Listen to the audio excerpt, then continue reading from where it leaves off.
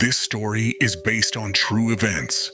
In 2017, a quiet suburban rental became the scene of one of the most chilling home intrusion cases ever reported. It didn't involve break-ins, smashed windows, or forced locks. Instead, it was something far worse, someone living inside the house without ever being seen.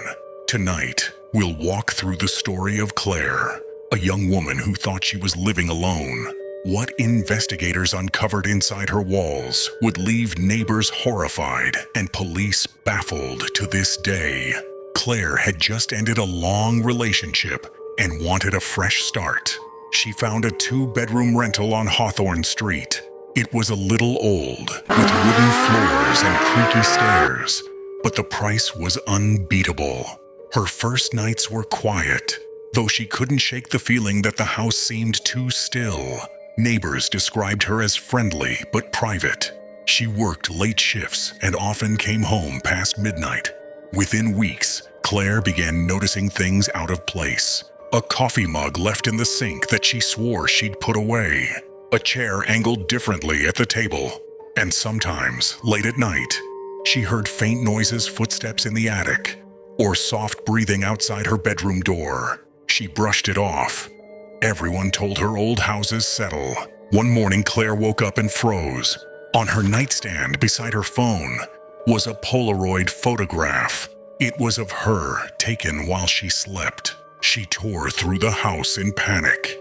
The locks were intact, the windows sealed. No sign of forced entry. She tried convincing herself it was a sick prank. But the next night, there was another photograph, her blanket pulled halfway down her body. By the third night, the pictures became unbearable. This one wasn't of her asleep. It was of her sitting upright in bed, clutching a knife. The photo had been taken from directly behind her. That meant the intruder wasn't just sneaking in. They were in the room with her while she was awake. Claire called the police. 2 officers came out and searched every inch of the house. Closets, crawl spaces, attic, basement. They found nothing. No fingerprints, no signs of entry. The officers told her it might be a prank. Maybe someone had a copy of the key. They suggested she change the locks and install cameras. But when they left, Claire noticed something chilling.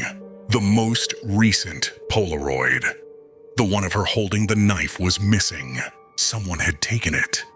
Claire stopped sleeping.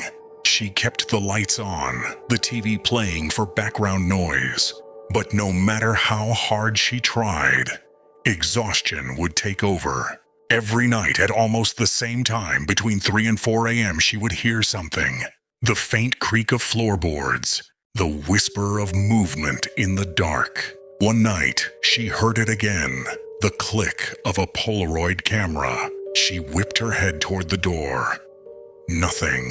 But in the reflection of her bedroom mirror, she swore she saw movement. The next morning, another photo waited for her. But this one was different. It wasn't of her sleeping. It was of her staring directly into the mirror. Except her reflection was slightly off, smiling when she wasn't. In daylight, Claire investigated the mirror. It was heavier than it looked. When she pulled it away, she discovered a thin, rusted crawlspace door hidden behind it. With a screwdriver, she pried it open. Inside was a narrow passageway lined with insulation. The air was stale, suffocating, and stacked inside, floor to ceiling, were Polaroids. Hundreds of them. Every angle of her life was captured: cooking dinner, brushing her teeth, sitting on the couch, even changing clothes. The earliest pictures were weeks old. Claire stumbled out shaking and called the police again. When police returned, they confirmed the crawlspace had been lived in.